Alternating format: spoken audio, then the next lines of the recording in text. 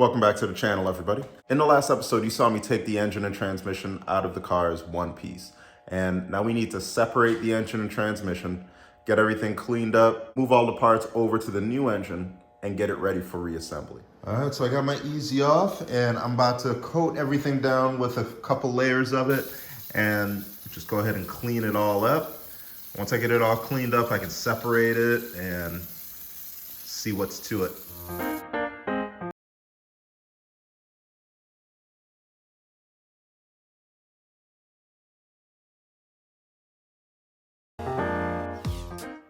So first things first, let's separate the engine and transmission, then we can get at this torque converter. I'm really curious to see if the torque converter in here is stock.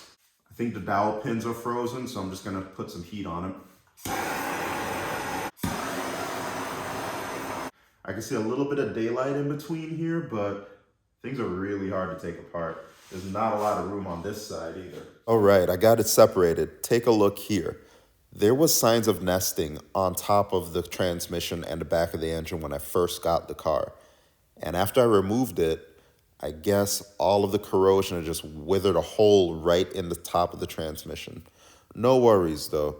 If you look inside here, everything is still covered and encapsulated. Now, if you look over here, you'll see some oil residue. It's coming from that drain tube. I think I was replacing the turbo, and for some reason, I just couldn't line it up. One mod that I like to do is make a hole in this plate that's on my thumb right here. And that will give me the leverage I need to guide the tube down into the grommet. I'll do that on this episode so you can see how it works. As for the torque converter, that looks stock, but let's get the transmission outside. I'll spray it down and I'll paint it off camera the next time you see it.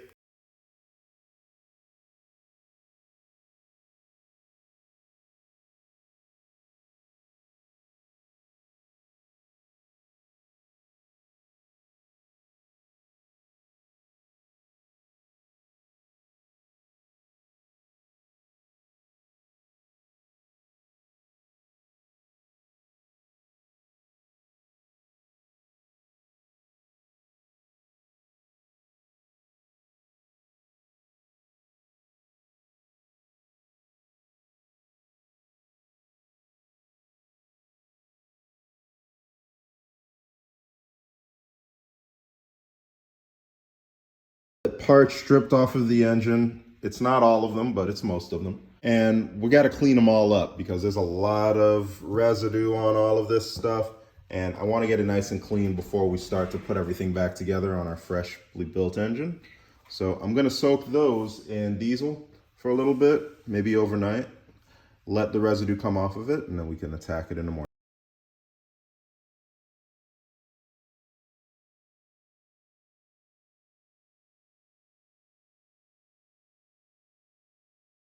Gone by and I've gotten a lot of these parts painted black. It's gonna look really good with the black block all underneath the hood. You may be asking yourself, why is your transmission that level of shiny? And it's because I bought these. Now, this is my toxic trait. I try to pick colors online and they usually end up wrong. So I bought these two thinking, oh, well, they may be slightly different. I'll get whatever matches the natural color better.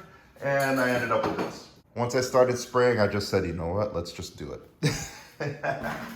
And in case you're wondering, this is not the first time I've done it. When I went to paint the intake on this car, matter of fact, I bought this one, which ended up being about the same thing. So now I got a collection of 3, and I don't know what to do with them. The joys of car restoration. All right, let's get back to it. So we're making serious progress on getting this engine back together. Let me show you what we got next. So water pump, pulleys, fuel filter bracket, crankshaft sensor, all of that stuff is clean, sprayed, and back together. And, knock sensor too.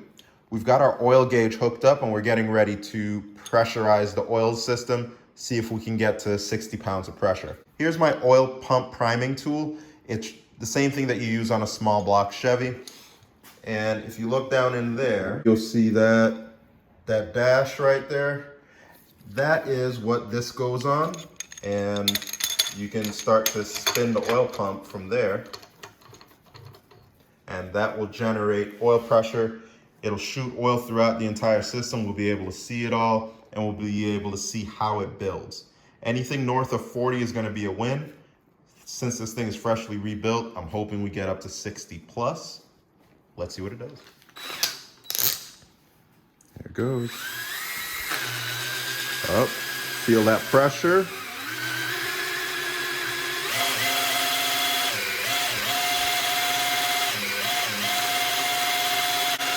Okay, I'm seeing oil come up. It's working its way back. Still need these two in the back to pressurize. Okay, now I'm trying to get fluid out of this one. Getting 40 pounds of pressure. All right, taking a look across all cylinders. We're getting really good oil pressure. We got up to 80, and we got oil coming out of all of the push rods. So really, we're in great shape. This is really nice insurance to have so that you know what you're expecting when you get this into the car.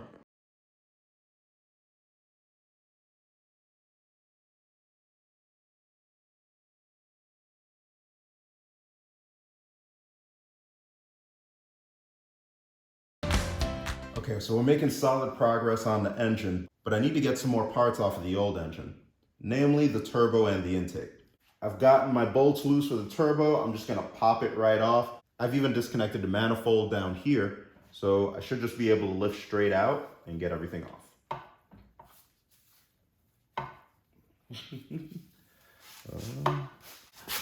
Lies. There we go.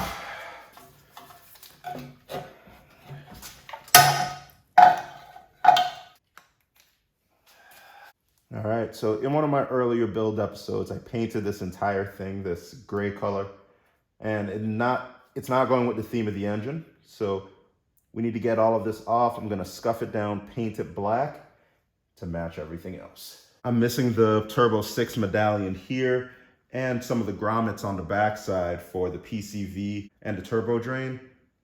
That stuff is relatively new, but I don't like how I've had to remove and put it back constantly. So I'm just gonna replace them both, giving me good peace of mind.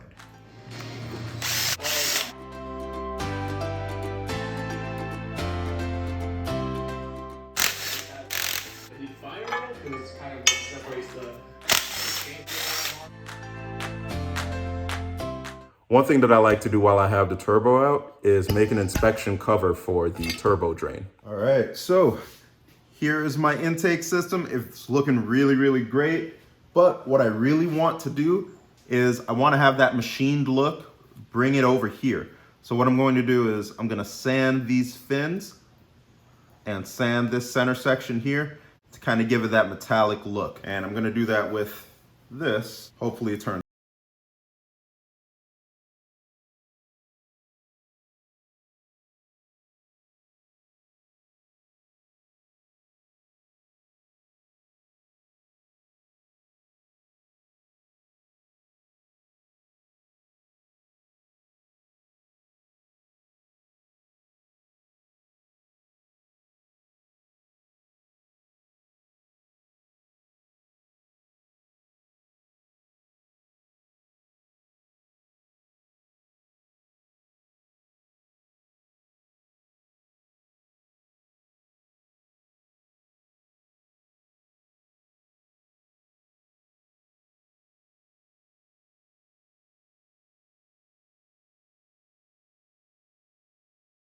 About to put on my oil line, and if you look really closely, you'll see that somebody's put Teflon tape on here.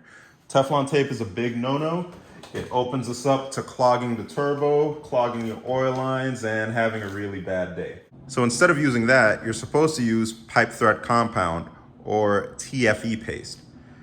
So I'm gonna clean up this with my wire brush and then come back and apply just a little bit of this stuff to finish off the connection.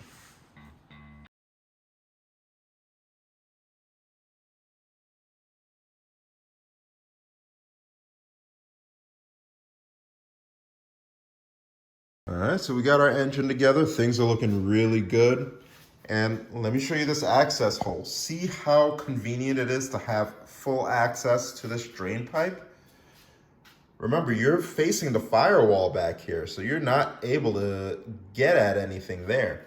But right here, you can guide it, make sure it goes in, make sure it stays in, monitor it to make sure it's dry. 100%. 10 out of 10 recommend. I popped my valve cover back off so I could take a look at setting the cam sensor. Now, the cam sensor goes right in there. Here's what it looks like. It's like a tiny distributor, and it'll set right in here. Now you have to make sure that things just line up perfectly, and it starts by getting cylinder 1, which is right here at top dead center. So I'm using my pen in here. I know I'm at the top, and the big question that I haven't seen a lot of people explain is, how do you know you're on the compression stroke? You know, sometimes you can't feel air out of here. It just doesn't work. So that's why I take this off. And I'm looking at making sure that both valves are closed, and the duration that they're closed at is longer on the compression stroke than it is when it's 180 out. So let me put it like this. When you're at top dead center on the compression stroke, when you rotate your crankshaft, it's gonna take longer for one of these valves to open when you're closer. When you're 180 out, the valves are gonna open nearly immediately after you get off of top dead center. So that's the first thing to remember. The second thing to remember is getting at 25 degrees after top dead center. Now, if you look right here, you're going to see one line with a hash mark. Now, I made these lines myself, but if you look real close, you'll actually see that there's a chunk missing there. So that's top dead center. And what I did was I measured 1.45 inches to the left of that, as I'm looking at it, to the left of it, and that gave me 25 degrees after top dead center. And then I zeroed that out here, and that lets me know that now I'm in the perfect relation to get my cam sensor dialed in. All right, now how I like to line mine up is, you see that little indentation in there? I like to line that up perfectly with the notch and then set it straight in. Now, because of these helical style gears, when you start to set things in, it's going to want to rotate this. So you got to account for that. And it may take a couple of times for you to get it set up exactly the way you want to. But once things are set in there, they have to line up like that. Otherwise, you've done it wrong. Okay, so here goes. And you're also fighting the O-ring that's in here too. So it's a lot to be cognizant of. And so you take a look at that. Now I'm far off. So I need to remove it and reset it to the point where when I land, they'll still be.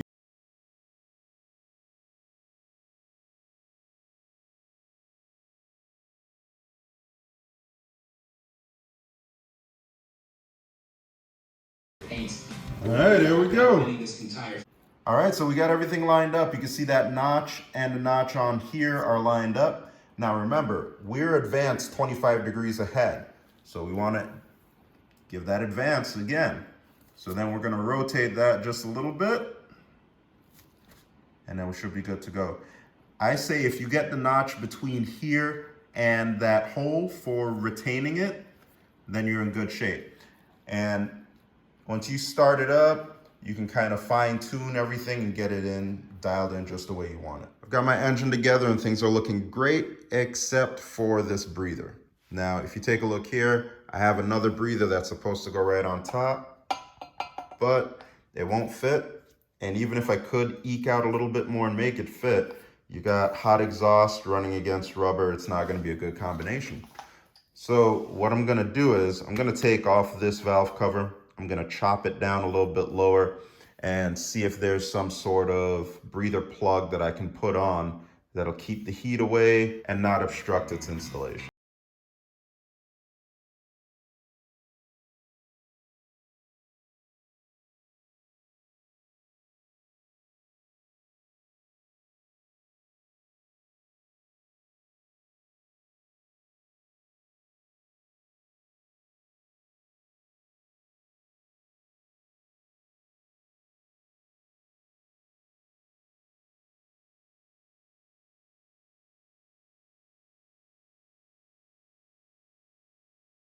Thanks to my good friends at GN1 Performance, I will be rocking this PTC 10-inch. It's the perfect time now with the engine and transmission separated to add some more power to the wheels.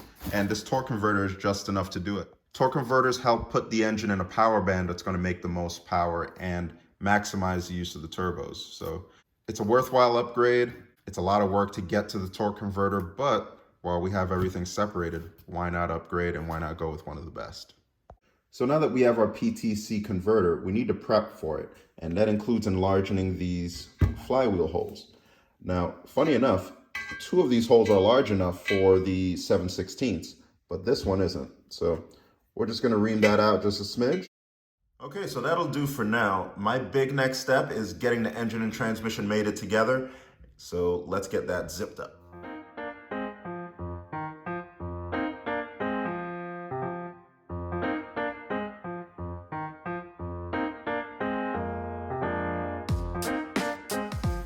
All right, so you're looking at the business end of the transmission, and no better time to replace that front seal than right now.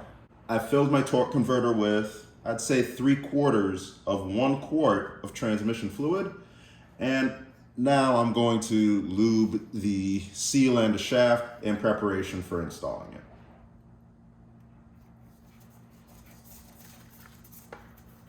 Now it's time. You want to hear at least 2 distinct clicks when you go to install this thing. And I'm gonna get down on the floor so I can get eye level with the transmission. Okay, here we go.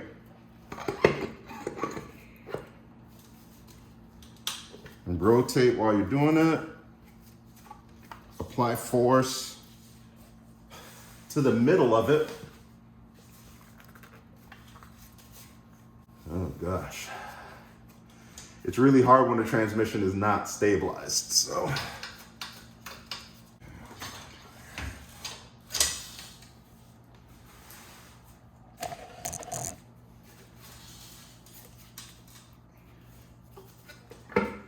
There we go, that's one. There's no good place to put your hand, so it's really hard. There it is. And I'm feeling resistance up on it, so I feel like that's it. But I have trust issues, so I'm gonna continue to mess around with it. Yeah, it feels good. Gonna make sure these thread in. This is really weird that this has threads on it because they included nuts and bolts with the kit. Everything looks good, so we can go on to mating it all together.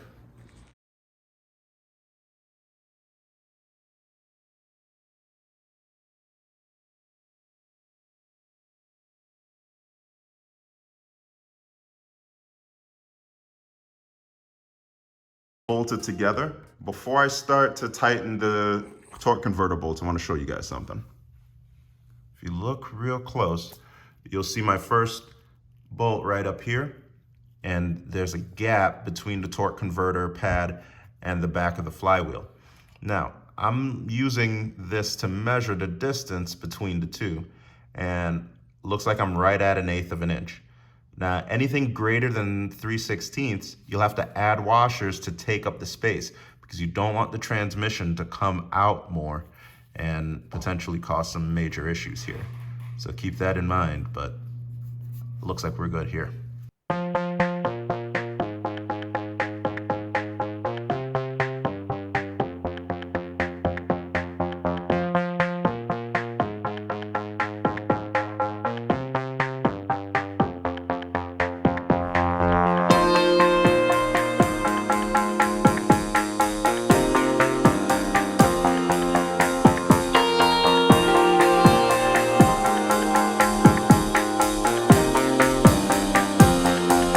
So here it is. We've got motor mounts in, we got trans mount in, and things are looking really good. On the next episode, I'm going to build everything back up, plug everything back in, and then we'll try first start. Now, I still haven't figured out what I'm gonna do right here about my breather. If I could find a low profile breather that won't get in the way of this and can be heat safe, I'm gonna run it. If not, I'll just plug it. So if you have any recommendations, shoot me a link in the comments. I think I got everything else I need to start it up. So We'll find out in the next episode. I appreciate you all tuning in. Thanks for watching. Talk to you in the next episode.